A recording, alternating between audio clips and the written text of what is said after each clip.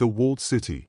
With very few exceptions, there is a concrete or stone wall on each side of Horten's streets and roads, which amounts to just under 300 kilometers.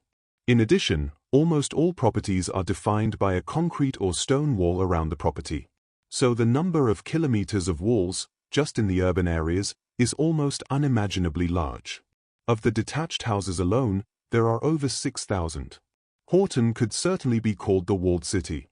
In most cases, the walls were knocked down or sawed down to ground level at some point, and many have since put fence posts in the wall and built a fence on it. Many times you can also see that a hedge is planted next to the wall and hides it. A few have of course also had all or part of the wall removed. At a not insignificant price. Whether it was in the form of money or in sweat and perhaps in blood and tears too. In other places, the concrete wall has been restored and new layers of concrete or precast elements of various kinds have been added. The lower parts of the walls are generally between 30 and 50 centimeters below ground level today. Some streets in Horten are abnormally wide and have concrete walls on each side with a width of up to 80 centimeters. The concrete walls are built with large stones and a concrete blind has been made on the outside.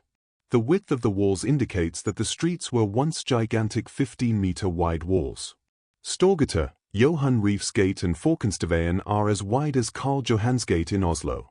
The walls in these street runs must have been main walls and, as they have been constructed, they must have been clearly visible from a long distance.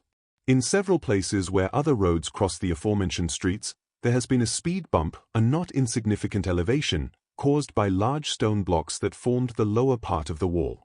The streets are in several places higher than the properties on each side, which must also be said to be a special feature of many of Horten's streets.